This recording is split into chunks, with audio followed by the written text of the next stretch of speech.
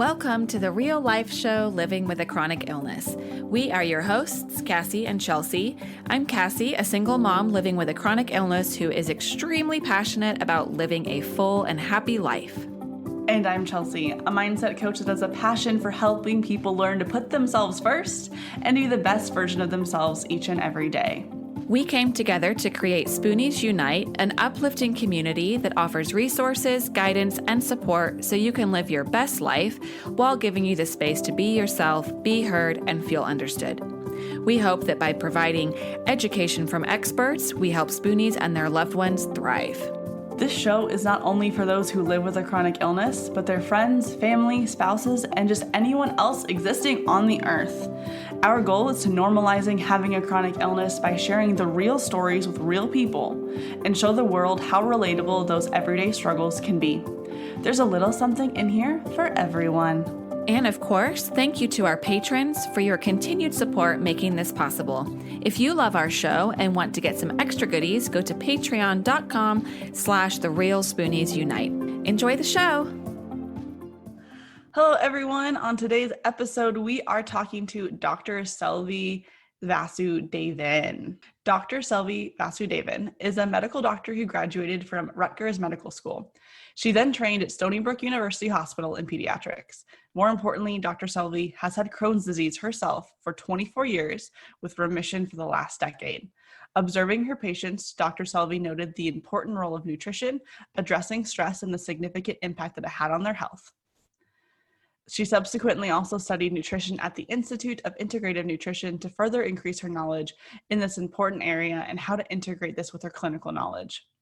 Her particular area of expertise is in the area of Crohn's disease and identifying nutritional and other lifestyle medicine aspects that can soothe and even prevent Crohn's flares, keeping her clients strong and resilient, especially in these uncertain times, so they can live their best life. Dr. Selvi is now an international speaker and writer on the subject of Crohn's disease. We loved today's chat with Dr. Selvi. I, in particular, totally nerded out because she's my Crohn's sister, and she's just she has so much knowledge, so much experience. We talked about stuff like how doctors see you when you have an illness and that compassion aspect, to self-image, to her journey with surgeries and hitting rock bottom, and to alternative treatments. And we just talked about it all. She has a really interesting journey that I think we can all learn from. And Dr. Selvi has an amazing online practice where she is helping people live their best life. And she comes from a great perspective of where she has experienced it and been through it, which is something that we can all appreciate. So we hope that you enjoyed today's episode. I absolutely loved talking with her. This was a really special episode for me. Hello, everyone, and welcome to today's episode of the Real Life Show, Living with a Chronic Illness. We have an extra special guest with us today, Dr. Selvi Vasudevan. Welcome, Selvi. Hi, thank you so much for having me. We are so excited for you to be here. So Dr. Selvi is an MD who also has been diagnosed with Crohn's disease. So Dr. Selvi, can you give us a little bit about your background, your story, is kind of what's led you to do the work that you do today?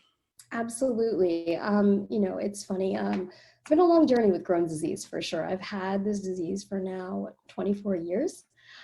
I always remember that day in the GI's office when I got the diagnosis, and, he said, "Selvi, I'm afraid you have Crohn's disease." I had no idea what twists and turns my life was about to take. It was just crazy. Multiple surgeries. I've had a temporary ostomy for a year. It all started with a large bowel perforation, which to this day, nobody knows how or why it happened. Not related to colonoscopy or anything like that. I always knew I wanted to be a doctor, like from a young age. So I was like, Crohn's disease, whatever, that's not going to stop me. Like, I had never even heard of this before I was diagnosed. So I had no idea what I was getting into, right? So it was just, at that point, there was only steroids. So I was on prednisone pretty much continuously for 2 years. And I was like, looking miserable, like the moon face, gained a ton of weight, the whole deal. And horrible self-image, like just horrible body image, all of that kind of stuff. And then you add, you know, the surgical scars and all that on top of it. It was just, it was sticky. And I was too cool for school at the time, right? I didn't want to admit that I needed help. I didn't want to reach out for help. I didn't know if that was an option. And I'm Indian, so culturally it was kind of like, you know, you're just sort of expected to suck it up and move on and, you know, like perform, right? Like you need to study, you've got things to do and all of that. So I never really addressed the grief or, you know, any of those kind of feelings around diagnosis. I just sort of tried to stuff it down and just like, you know, eye on the prize, let's just keep going. So wound up getting to medical school, fought tooth and nail through medical school. You know, we know how Crohn's can be with running to the bathroom and stress and the effects on Crohn's, right? Medical school, highly stressful. It was tough. And so I was just like, just give me the drugs, give me the steroids. I don't really care, you know, like I need to get through this. And I don't regret it. Like I learned so much going through medical school, and I feel like my perspective, having already been a patient, was so useful to whomever I interacted with, right? Like there were stories of, you know, when I was on the floor and, you know, patients would refuse to drink their CAT scan contrast, for example, and they'd be like, this stuff tastes horrible. You don't even know what this is like. And I'd be like, no, actually I do. Like, you know, I've had the CAT scan contrast, like I've been on dialysis, like I've had all of these things. So I get it. And they're like, what? And that would get through to them in an instant. And they're like, oh, okay. And then I would explain why it's important. And then they would drink the contrast and be like, yeah, I know it sucks, but we really have no choice. So, and that helped my colleagues, I felt like too, you know, just to give them that perspective of what it's like to be a patient, right? Because we were all there for the same thing, but I think sometimes perspective can get a little bit twisted when you're just, you know, with doctors all the time, right? And so, you know, the patient doesn't want to give you a history, right? Like, I'm not in a mood to talk to you. And, you know, some of my fellow students would get annoyed or upset, right? And I would be like, well, you don't know what the other 23 plus hours of their day is like in a hospital. Like, it's horrible. And so chances are you were just like the last straw that broke the camel's back, and it's nothing against you and, you know, all that. And then they'd be like, oh, okay, now I get it. Kind of thing. So it was just very insightful, you know, going into medical school with that perspective, learning what it's like on the other side. I felt like just gave me a very unique perspective, right? Having already had surgery on myself, and then to be in an operating room was like crazy, like very surreal to me.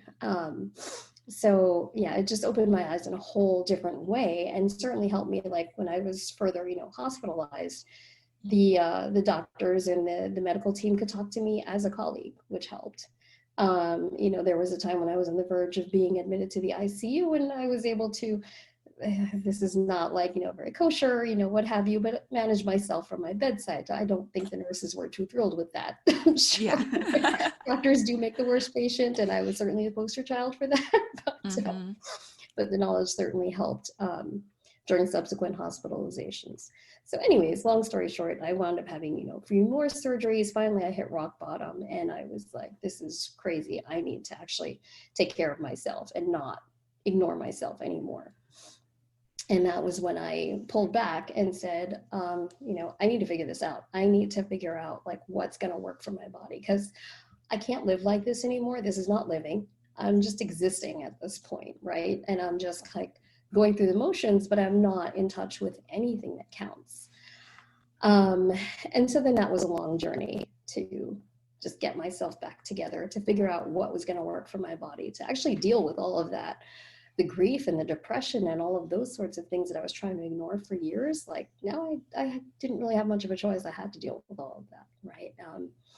And that was probably the greatest gift for me. Like that transformed my life. And that led me onto a course of deep healing. And that eventually led me to, you know, I'd always wanted to help people, right? So at that point I was like, well, I still want to help people now that I feel well. How can I do this? And I was like, well, I have a very unique perspective. You know, having gone to medical school, having been a patient myself, having managed to get to remission, like, you know, I've got to help other people. So how do I do that? And that sort of led me to health coaching, where I learned more about, you know, nutrition and lifestyle and all of this sort of stuff, and how it's not just food, right? It's so much deeper than that. And how do I translate that to other people? Because it's one thing for me to tell my story, like, if someone comes up to me and I can tell you my routine, but it's not necessarily going to work for you, right? So how do I expand that vision? And so that had been just even more transformative. And so I feel like I get to now live my passion and my purpose in a way that works for me. And just seeing, other people transform is the most inspiring thing. So that's so incredible. I have to say, like, firstly, I love how you kind of began to advocate for your patients, because you also were a patient to your doctors, and being able to give that perspective, and particularly even saying, this is you don't know the other 23 hours that they're living in a day. That's just so huge, because I think with chronic illness today, and I know that my experience and then talking with other people, especially with autoimmune disorders, you're often dismissed, or you don't feel heard. And I've worked really hard to find a medical team and have fired doctors along the way to make sure that I have a team where I feel heard. And so I just love that you kind of had that perspective, as yourself, and were able to help your colleagues growing and, to be the best doctors they can be, and hearing their patients. And that's just so cool already.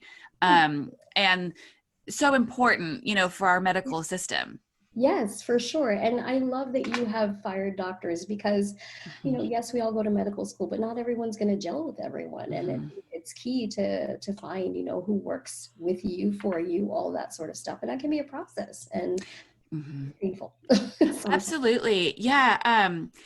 In fact, it was really interesting, because when I got my Crohn's disease diagnosis, that was in 2016. And quite frankly, it was with a colonoscopy, but I did not think I had any issues digestively. I thought it was all reproductive. So I was having like tons and tons of symptoms, and I had gone to, and I was undiagnosed for 2 to 3 years, where I was sick and, not getting heard. And I went to my OBGYN, who I trusted, and he was amazing in Missoula. And I told him all the issues I was having, and I was like, something is wrong. People are not listening. And he's the one who was like, I'm hearing that you're actually having issues from your mouth to your rectum. You need to go to digestive and see a GI. This is sounding like a digestive issue. And I was like, okay, but I felt heard. He's like, I'm going to make a call. I got in pretty quickly to the GI, and she right away was like, yeah, I want to be aggressive. Let's do a colonoscopy. And I was like, oh my gosh, she's listening. This is amazing. Got the colonoscopy, got the Crohn's diagnosis, severe Crohn's disease. I had 11 polyps, with 5 of them came back precancerous. And so I was like, holy shit, and I haven't actually talked about this yet on the podcast. So it's probably good to be talking about, because you have Crohn's. And so it's going to be a bit of a Crohn's IBD episode. Anyways, so it was a scary diagnosis to get. And it was a very interesting appointment. But at the next appointment, she was like, you and I sitting here in this room, she's like, you are 10 times more likely to die of colon cancer than I am. And I was like, oh my God. Okay. And I was in the room with my son, just the two of us. And he was like 7 or 8 at the time. And so I was like, oh my God, this is terrifying. Yeah. And then she was like, you need to get on Humira. That's the only way that you're going to like be able to heal. And she was being really aggressive. She's like, diet has nothing to do with Crohn's disease. Because I told her I was working on my diet, and I was like, I'd like to take a more natural approach first. And she's like, that's ridiculous. And she was so aggressive and mean. And I was feeling so afraid that I found myself completely shut off to any suggestions that she was going to give. I very quickly realized that wasn't good, because then even when she were to offer medications that could be beneficial, I wasn't in a place to hear it. And I didn't trust her, and I felt like she didn't hear me. So I very quickly looked for a different GI and called and was like, get me in. There was several months wait, but I was like, get me in. And then with this new GI that I'd found in Montana, I really did click. I felt heard with him. And then when he was suggesting Remicade, Humira, and Tivio, I heard him. Right. And so it wasn't long after that. I had been working again on natural methods for about 6 months, and I ended up starting Remicade. And actually it was like a month after that I had a small bowel obstruction and was in the hospital too. Mm, And okay. so I did Remicade for 2.5 years, and now I'm on Stelara in Kansas. I found a GI here, and the PA I feel very heard by. Chelsea went to an appointment with me actually, and she definitely like listened. So I sort of share that whole story, hoping that maybe our listeners also, if it's like, if you are afraid and you're not feeling safe with your doctor, find one that you do feel safe with so that you can be open and have discussions with them and hear the suggestions. And it's really important. Absolutely. So, yeah. So I just love that you kind of gave so many of your colleagues, like you said, like in medical school, and then for yourself, coming from a place that you're already like a step ahead from some doctors, just in the way you're like in that dream category of, oh my God, you get it. Right. And so powerful. Yes. Yeah, it really is powerful. Because then I ended up even finding my counselor has experienced a lot of medical issues of her own. And when we found that out in the first session, I was just like, oh my God, you get me. Yeah. No, like, and as a patient, like you just reminded me of something. Like the first time I went to a GI, I had a stricture starting to form and I didn't realize it at the time. And so I was having obstructive symptoms. So I was having pain and I was having, like bloating, and like no matter what I would do, the pain just wouldn't go away, and I was dismissed for years. And then I wound up seeing another doctor who my current GI actually at the time left, and referred me to another GI in the department. Best thing that ever happened to me in my life, wow. I swear. And I told him about this, and he was like, of course you're having that kind of stuff. And I just burst into tears. I was like, oh my God, you heard, you understand.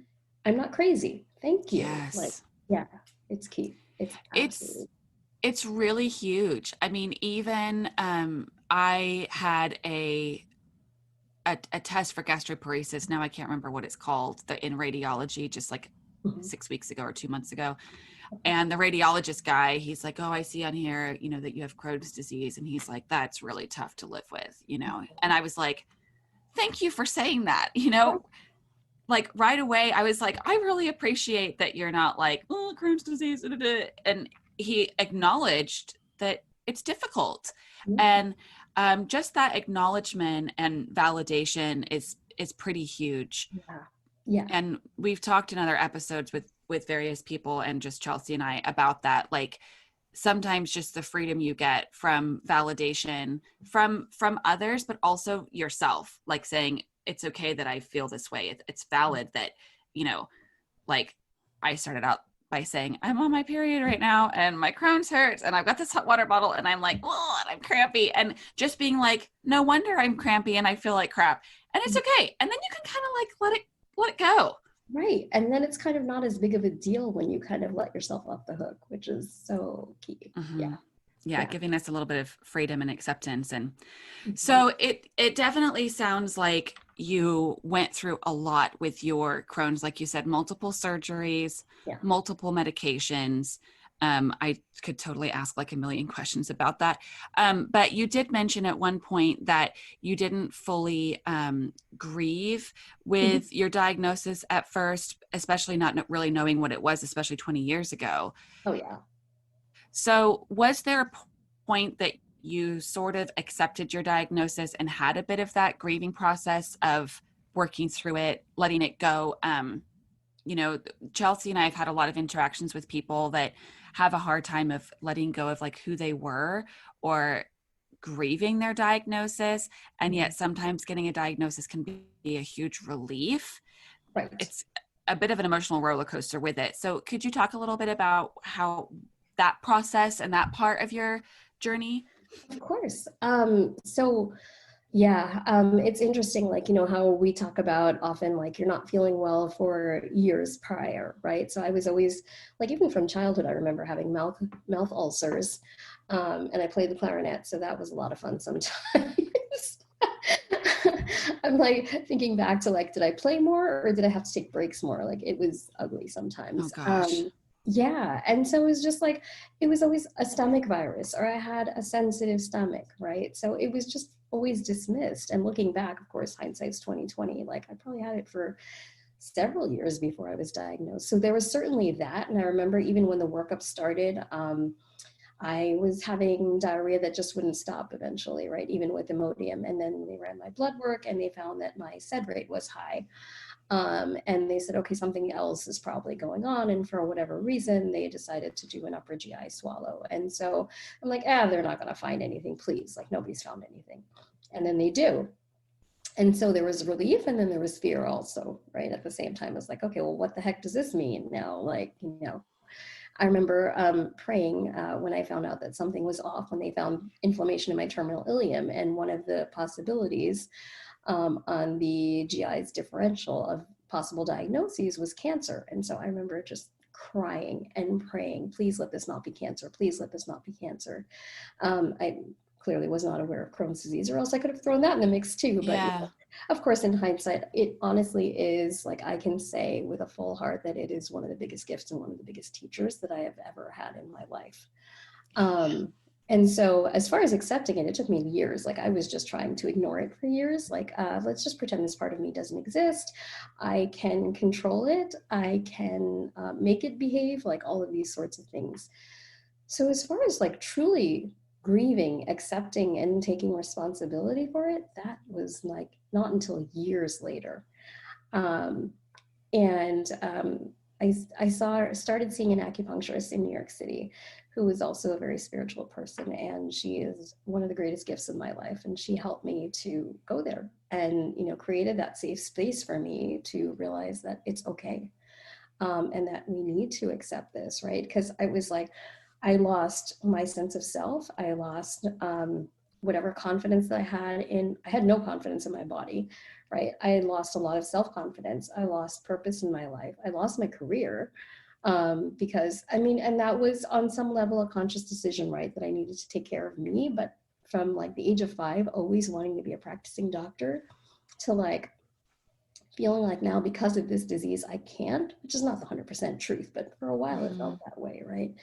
Not grieving any of that was just hard. It was really, really hard. And so piece by piece, I started to finally, grieve and cry and, scream and journal and do all of these things to just get it out because, like when you've got like over a decade of stuff and, sometimes I lose track of the surgeries. There was like at least 6 surgeries or something like that. And that's like physical trauma plus the emotional trauma and all of that, and trying to ignore all of that. Like I'm still dealing with some of it to some extent because there was a lot that happened.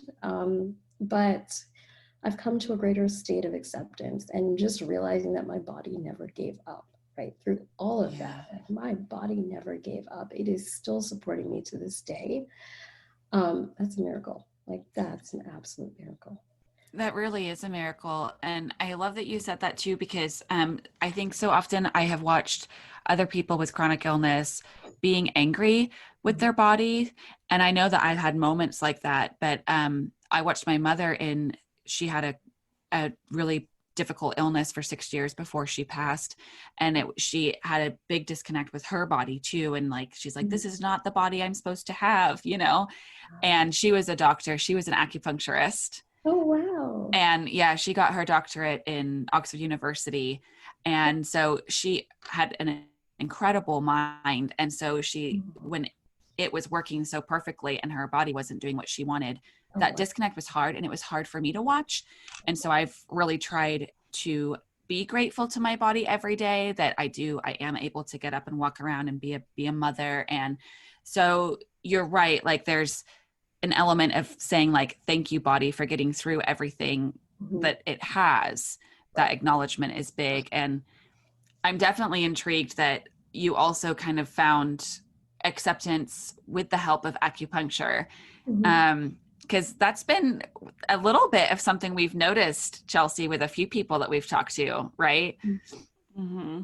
Which is kind of exciting because that's like how I grew up. And I'm like, acupuncture is awesome, And it's So awesome to see it starting to become like more mainstream now, like it was like kind of like woo woo, like out there for the longest time. And now it's like, yeah, acupuncture, okay.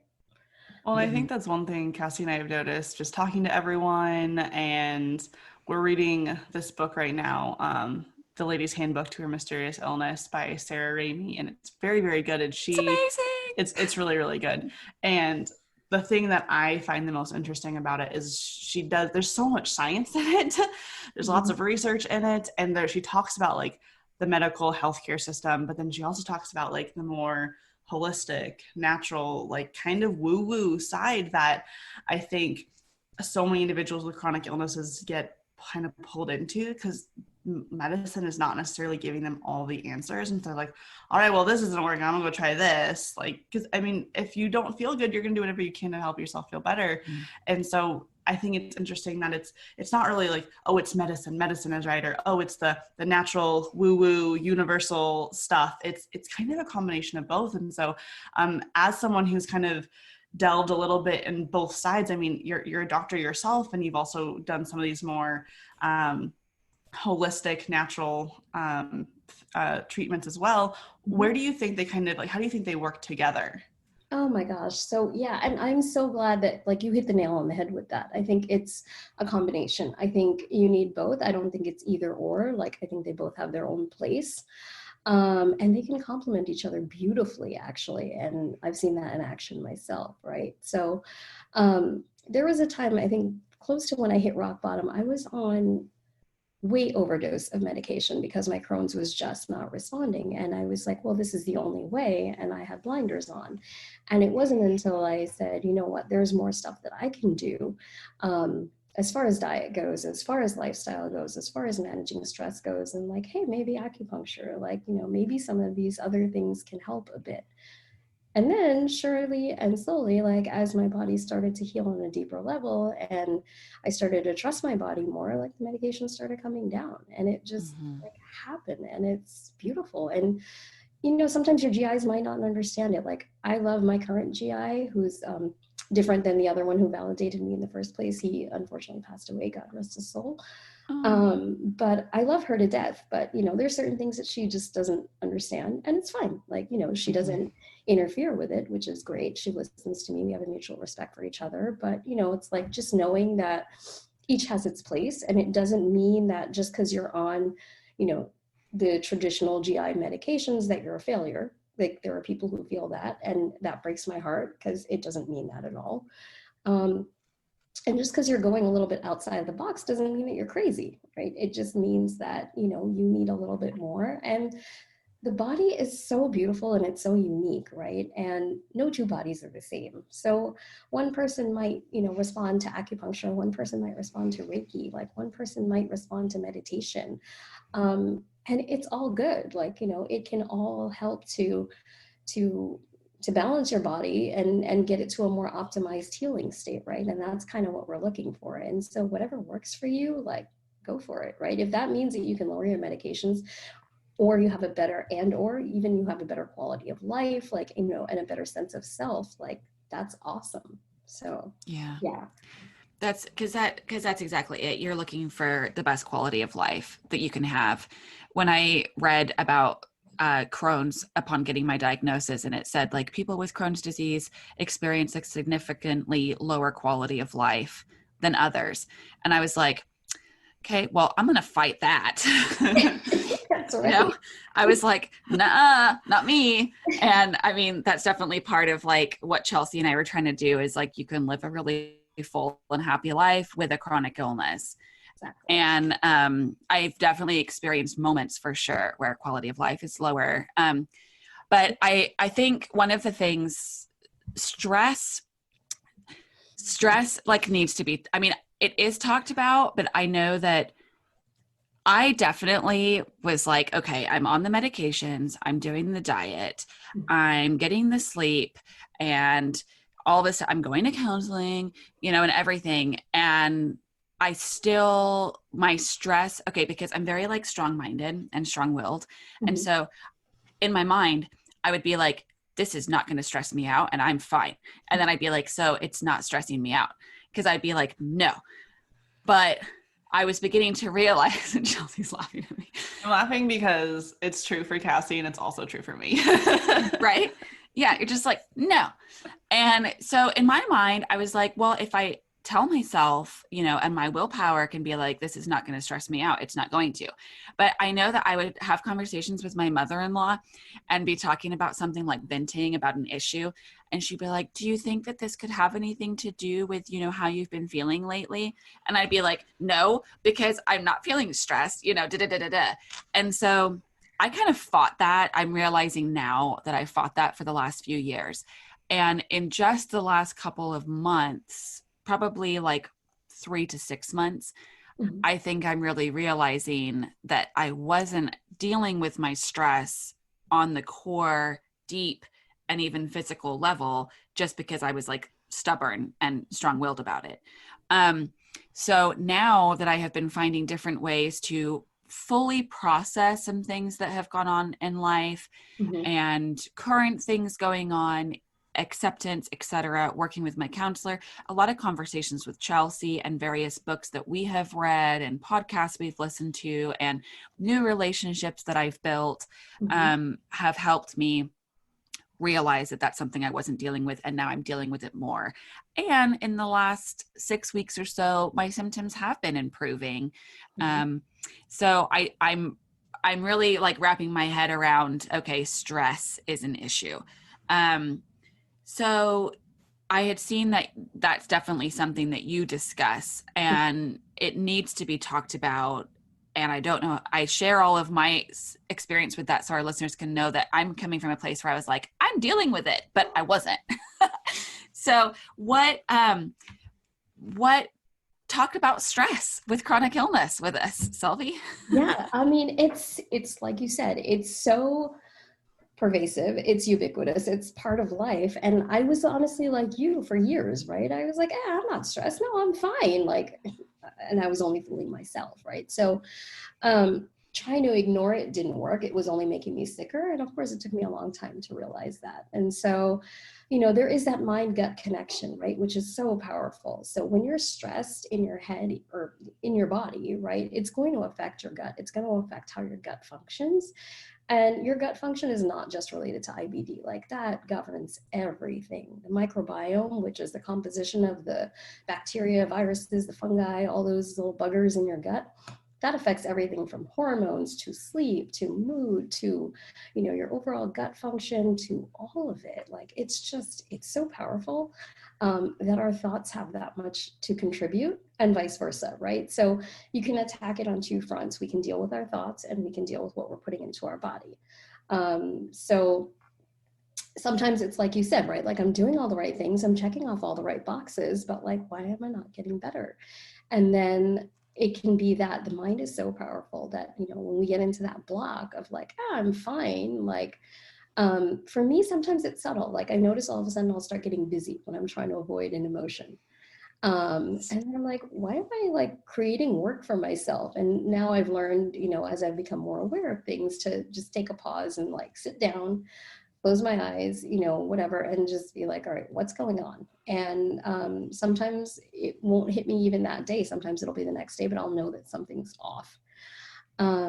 Talking to a trusted friend can certainly help. And, this is certainly one of the things that I address, like with my clients too, right? Is just like, what's serving you and what's not serving you in your life? Like, as far as food goes, relationships, like all of that sort of stuff, like what's really working and what's not, what's creating like those subtle stressors that you might not even be aware of, and how much are you putting on yourself, right? Like, I think sometimes also as women, we feel like we need to do, all of these things and be everything to everyone, like even still in this day and age, like, I see that a lot.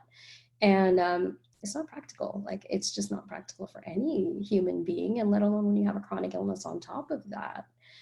Giving yourself those breaks and, being kind to yourself and realizing that you're really worth it can help a lot. Having a trusted person to talk to, whether that's a counselor, whether that's a close friend, whether it's, for me, it's my acupuncturist, that can really help a lot. Like, just getting it out, whether that means through talk, through journaling, any of those sorts of things, and laughter.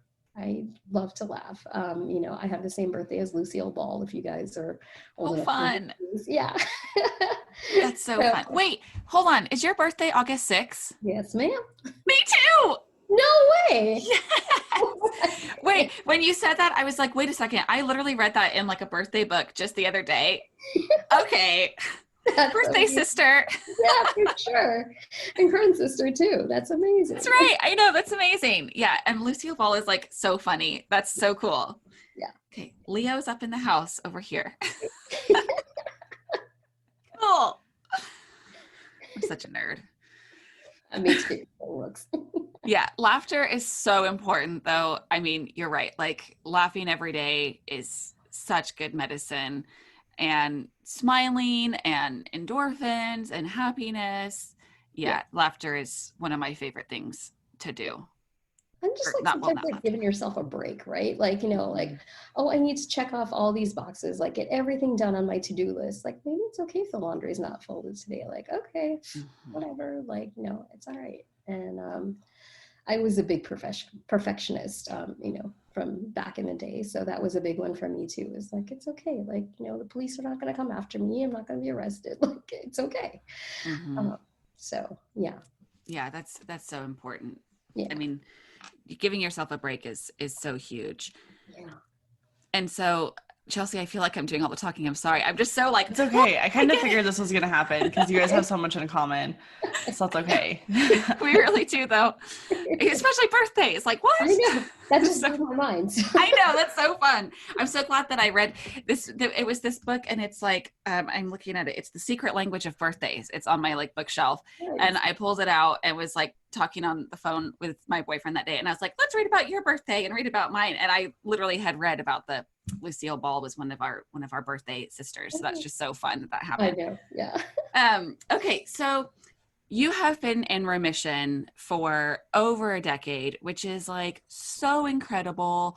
And some of us people with IBD, it's like remission is something like in the far off Neverland, you know? Mm-hmm. Yeah. And so can you talk a little bit? I mean, I'm sure that I would love to know what your thoughts and feelings are about what led you on the road to remission and keeping you there. Knowing full well that, as you said, like everyone is different, right? But for your journey, and then I suppose I would follow that up with, do you have patients or clients that have found remission and how? Okay. First of all, I just want to back up for a second because it's not over a decade, it's almost a decade. Oh, okay. Sorry. Yeah. No, that's okay. I just don't want people to have, you know, the wrong information or, you know. Yeah. Okay. Perfect. But as far as what led me to remission, and this is the part that kind of breaks my heart sometimes, is like I had to hit rock bottom. I had to get to a point where I felt like there was nothing left to lose. And it was either get better or, for all practical purposes, die. Like, you know, I was just surviving, barely going through the motions, like no motivation for life or any of that kind of stuff. And I was like, something's got to give. Like, this is crazy. I can't do this anymore. Like, I can't just keep getting admitted and having another surgery. And like, there has to be another way. And luckily I love to cook. And so I actually had a cooking blog for a little while. And so one of the other blogs that I followed, had started making some dietary changes just in the name of overall health. I think they had, joint pain or, you know, things like that were sort of non-specific. And so they started talking about things like gluten-free. And I was like, okay. But I love pasta, but I love bread, but like, could this really make a difference? And that started to get me thinking. And finally I was like, you know what, enough is enough. Let's just try it. What do I have to lose? Like, you know, I've already been through all of this sort of stuff. Like, you know, when you're in the hospital so much that the nurses are your friends, you know, you're like living there. And I'm like, okay, maybe I need to make some new friends.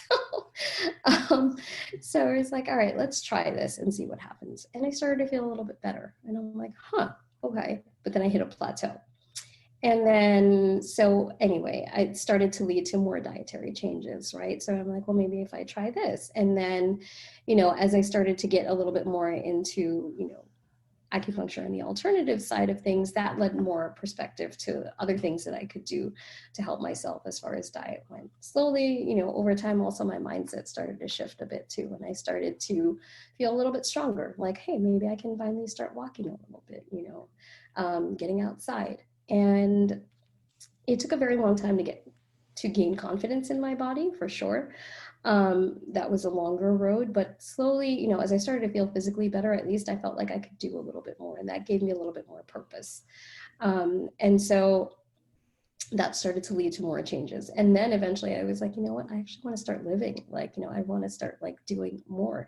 How can I do that? And then I started going into more of like the deeper emotional work, right? Starting to process all of those stuck emotions, like all of the grief and the anger and, you know, fear, like realizing just how much I held myself back in the name of safety. You know, something I'm still working on, right? Like just getting out of my own way, because sometimes, you know, we can be our own worst enemies, you know, inadvertently often, but it does happen. And so one thing led to another, and then slowly like the snowball started going in the right direction. And it was easier, right, to make bigger changes. And I'm still learning things, and I'm still implementing things, like even now, you know, that are helping me, and, you know, things that I'm working on now, I'm probably not going to implement with my clients until I'm sure of them yet. But, you know, that's kind of like how it goes. And so, yeah, as far as clients, you know, when I see them come to me, they're often broken, right? And the way that I approach them is going to be different. You know, like I said, like if someone's coming to me, like I was talking to someone recently with more strictures, obstructive type symptoms, right? So that's going to be a very different approach that I would take than with someone who's coming to me with more like the diarrhea and the bleeding and the mucus and that sort of stuff. And are they having symptoms like just GI symptoms, or is it, you know, coming outside? Like, are they having joint pain? Are they having issues with their eyes? Are they having back pain? You know, is it throughout their body, the inflammation, or is it just isolated? So if it's throughout, I'm going to be a little bit more aggressive. You know, if it's more isolated, then we can focus more on the gut type stuff. And so seeing them change and seeing them blossom is just such a gift, right? Someone I'm working with right now, like, you know, she was like, I couldn't do this. Like I couldn't, you know, squeeze my hands. And within a few weeks of working together, she was like, I can grip a pencil. Like, wow. Yeah, she was like, you changed my life. And I was like, oh my God, like, you know, sometimes it just still surprises me how much those changes can matter. But, you know, and so, yeah, so it's tailored and it's individual. So it depends on the person, of course. You know, there are certain like overarching factors that are fairly common for most people, but there's, you know, the nitty gritties that we need to work out. Like not even necessarily someone with IBD, right? Like one of my doctor colleagues, took a while for her to figure out that broccoli didn't work for her. Like of all things, you know, healthy gut, healthy person. And it's just like, it just doesn't work. So having the outside perspective of, you know, a person who's removed from the situation, I hear over and over that that's so helpful, like the accountability and the guidance and just the fact, like we said, like from the beginning, right? Like I've walked a mile in your shoes and I'm still walking, is like, you get it. And that's, I feel like it's easier for me to connect because, you know, there's often times where I see my former self and how you were saying, like with remission being like almost like that unachievable promised land. Like I say, you know, like if I talk to my former self from whatever, like 15 years ago and said that I would be where I am right now, she wouldn't have believed me. She would have been like, yeah, right, you're on crack. Like, but it's those baby steps, right? That as you take those baby steps forward and they start propelling you further and further and further, months down the line, a couple months down the line, like you see some changes, right? And if you stick with it and we keep doing those things for a longer period of time, all of a sudden you turn around and you're like, who is that person? Like, oh my gosh, like, how did I get here? And it can be amazing, you know, to see their energy start to come back, to see their bowels starting to normalize, right? To see them finally starting to think about like, hey, what do I really want to do? Like, you know, what are the things that I love that I haven't been able to do for the longest time? Like, you know, I was talking to someone about gardening and she was like, oh my God, that's now a possibility. Like that wasn't even on my radar because I was feeling so awful. So, you know, those things are just like, that's priceless, right? Like when you can get back in touch with some of those things is just like, that's what feeds my soul. Like seeing that, I'm just like, oh, yeah. It's fantastic. Yeah. Absolutely. I think one common thread I've seen and just hearing a lot of stories of individuals with chronic illness is that everyone seems to have a rock bottom moment. Yeah. And so one question I have for you, since you have experiences yourself and you work with other individuals, I mean, do you feel like for anyone that's kind of struggling with their health, do you have to have that rock bottom moment in order to get better? Do you really have to get to a point where you're like, it's either figure something out or this isn't worth it? Like, do you have to have that rock bottom moment, or do you think it's possible to kind of get partway there and then be like, no, I can change. This could be better. I think it's possible to not have that rock bottom moment, but what I think happens when you hit rock bottom is like, now you're motivated. Now you're like, I have nothing left to lose. So I'm all in. I'm going to do whatever it takes. So for some people, unfortunately, that's the momentum and that's the motivation that they need. Because if you're kind of like, well, life's like, it's okay. It's not so bad. Maybe like when the going gets really tough and you need to make those hard changes, like what's going to push you through? And that's always like, when I talk to someone, it's like, what's your why? Like, why do you really want to do this? Why is this important? And you need to hold on to that, because there are going to be times when you're going to not like me very much. So yeah. The truth. Yeah. And so that needs to be powerful, because if it's just like, I kind of sort of want to feel a little bit better but I'm not really sure, is not going to be anywhere near as motivating as, like, I need to be there for my family. Like, my daughter is counting on me and I need to get better, because enough is enough. I can't take this anymore. Yeah. Absolutely. That's like a really good point. And I think, and it's interesting that you asked that too, Chelsea, because I think that there's also in some ways like versions of rock bottom. Like a year and a half ago, I was so sick and I was just like, I can't live like this. How am I going to keep going? What's going to happen? And it was like 4 to 6 months of just like feeling like shit, having a really hard time at work, not being super reliable, rescheduling clients, etc. And then we ended up switching me to Stelara from Remicade. And then I like had an up and I felt really good. And I did all the things. Like my son and I went to Europe. We did all the things. I pushed it. Yeah. And so then I was really like sick again. And so in September, I like nosedived again. And I was just like, what the fuck? I was feeling good. And now I'm here again. And how am I going to keep going? And I cut my work schedule down. And when I went into my doctor in January, I said, well, first I was just like, will you just tell me if this is like the quality of life that I should be planning to live with? Because then I can adjust, And I was just like, instead of kind of like having my hopes and dreams of this life I could live, is this just what I should plan on? Because if I can design my life this way, then I can deal with it better. And she said, well, we know that last summer you were living a better quality of life. So we know you can have better than what you have right now. Yes. And I was kind of like resistantly like, I guess you're right.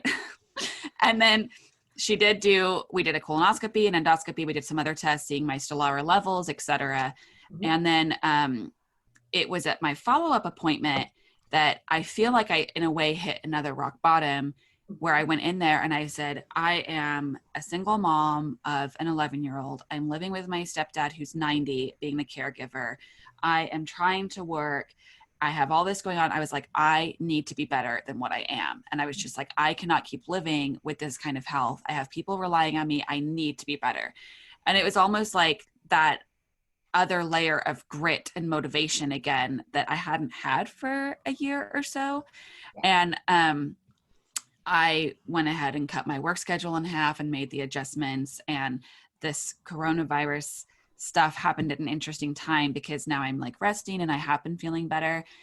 And so that rock bottom, I think sometimes you have like moments where you think you've hit it and maybe you haven't quite fully, or you do, and then you'd make some changes. And then, life, like it's a bit of a roller coaster sometimes with Crohn's or other autoimmune disorders. And one thing I also thought of that I wanted to share too, while you were talking about some of the mindset stuff and believing that you can be better and believing in the remission. Because I will admit that in the last 4 years of having my diagnosis, I've been very I don't know if I'll ever achieve remission. It is like this distant never land. But in the last month or two, I'm like, maybe I could. And one of the interesting things was I have said now for a couple years, like I can't eat salad. Mhm. So I was on the autoimmune protocol at first when I got my diagnosis and I did it for a total of 2.5 years, super strict. Yeah. Salad, love the salad. Vegetables, I love vegetables. I love them. And I've missed them. And I've been very like, I can't have salad. I'll never be able to have salad. I miss salad and all this stuff. And I was talking to my boyfriend about it on the phone a lot in the last few months. And he kept saying, well, when you can have salad one day, you're going to be able to enjoy it again. And he's like, but well, when you get to have it. And I kept being like, when? No, if, but I did notice that like, I've been starting to be like, yeah, when? And I had one the other day and I was like totally fine from it, which is like super shocking. And I think there was a part of a mental connection that was going on when I was eating it. I didn't eat it with full fear of like, I'm going to so regret eating this tiny salad. Yes. I was more like, maybe because I've been feeling better, this salad could be enjoyable and just enjoyable. Mm-hmm. So sometimes that little shift in mindset or like belief, hope, really, I guess is what it comes down to, having some hope. For and sure. Yeah, when you are in that rock bottom, you get motivated, you have your whys, and maybe at some point along that road, you can start to believe and hope that it could be possible for you. Right. And sometimes the initial motivation is like, well, it really can't get any worse. So like, I can't do this for much longer. So let's at least try and shift it. And it's interesting that you mentioned fear. Like, I mean, that was one that I lived with for years, right? Fear of food, like, oh God, what is this going to do to me? Yeah. And it's common. And that's something that, we have to work through a lot because like, if you can't trust what you're eating and you can't trust your body, then it's a big problem. And it's one that most of us have to work through for sure. Like it's a process, yeah, I had my weaknesses. I don't know if you've ever done like the whole emotional eating thing. Like I was there at one point where I was like, well, I'm feeling so lousy anyway, I'm going to go eat pepperoni pizza. Yeah. That was my crutch. Yeah, I know looking back, I'm like, that was brilliant. But oh yeah, I've definitely been like, well, everything I eat hurts. So screw it. I'm going to eat whatever I want. I mean, I've definitely done that. Yeah. And Chelsea and I are actually going to be doing an episode on food fear and food guilt and all of the stuff that goes along with that, because it's so important to talk about. Yes, absolutely. Absolutely. Yeah. Well, we're probably going to have to get you on our show again. Oh, I'd love to. Yay. Yeah, I could talk about this like all day and night. Like same. I mean, it's just, it's been so wonderful to talk to you. You are such a wealth of knowledge, and then with your own experiences, and you can tell that you're just a very genuine and kind and compassionate person, yeah, which is always nice to see in any kind of healthcare professional. Yeah. And what, speaking of healthcare, I have one quick question. Sorry, Chelsea, I did all the talking. I just want to make sure, because I think it's so unique that Dr. Selvi, that you are a medical doctor and you also have the real experience of living with a chronic illness. Mm-hmm. And getting doctors to listen to you sometimes can be so challenging. It's something that we hear about all the time from individuals that are just struggling with their health, period. Mm-hmm. So as someone who's been on both sides, what advice do you have for anyone that's trying to advocate for themselves to get their doctors to listen? Maybe besides just firing your doctor, like, is there anything else that people can do just to get the care that they need? Fair enough. And this is really important for sure. And sometimes it does come down to needing to fire your doctor, because if they're not listening to you, like that's, the last resort, of course, but sometimes it's necessary. But prior to that, like just realizing, like, first of all, giving yourself credit. I think a lot of people feel like, well, I didn't go to medical school, so I'm not the expert. And yes, you're not the expert on medicine. That's fair enough, but you are the expert on your own body. You're the only one who lives in your body. So if you say you're feeling pain, if you say you have bloating, if you say you're having whatever your symptoms are, it's real. And if anybody is trying to dismiss you, like, that's not okay. So you need to repeat yourself. You need to say, no, this is really important. I am actually suffering. You need to listen to me. This is my primary concern that has to be addressed. And if they will not listen to you, if they will not meet you halfway there, then it's probably time to consider switching, because maybe that person's just not a right fit for you. You know, some doctors have tunnel vision too, right? They just see you whatever that typical scenario is supposed to be, but not everybody's going to fit into a box, right? Like, you know, it just doesn't always happen. Like even at the worst of my Crohn's, like I was not that person who was in the bathroom 12 times a day. I would have maybe 3 bowel movements, but I would have so much pain and the bloating and all of that sort of stuff. And so they're like, well, you're only having 3 bowel movements a day. And yeah, you're kind of tired, but I guess you're doing okay. And I'm like, I'm not doing okay. Like nowhere close to it. So if it's not okay for you and you know you're not at where you want to be, you just need to keep pushing. You just need to keep trying to have that conversation. You don't have to be rude. You don't have to be mean about it, of course, but you know, you do have to be cut and dry and, you know, be like, hey, this is the deal. And, you know, what are we going to do about it? And if they really won't listen to you or they're dismissing you, then it might be time to move on. I think that's good advice. Yeah, it's a fantastic answer. And I'm so glad that you asked that, Chelsea. Yeah, me too. Because yeah, it is so important. So I'm glad that you mentioned that. Yeah. Thank you so much for sharing. And so Dr. Selvi, you please tell us just a little bit more about your program and then where people can find you. Sure. So what I do, you know, it's funny because, you know, when someone comes to me for the first time, they're like, well, what exactly do you do? And the short answer is we do what it takes, whatever it takes. Cool. And that can vary depending on the person, right? So, you know, some people are going to need more aggressive dietary intervention. For some people, it might be more aggressive, like the other part of their life. So what I say is basically, you know, your GI doctor is going to prescribe you medication, monitor your blood work, all that sort of stuff. And then you walk out of the office. What are you doing the rest of the time between then and your next visit? What are you doing 24/7? So what I do is help them figure out what to do. Like, how are we going to best support your body? How are we going to optimize your healing so that even whether you're on medication or not, that it's to the best of your ability? Like, you know, can we get your body working so well that maybe you can lower your medications, maybe you can't, but is your quality of life going to increase, right? Is your energy going to increase?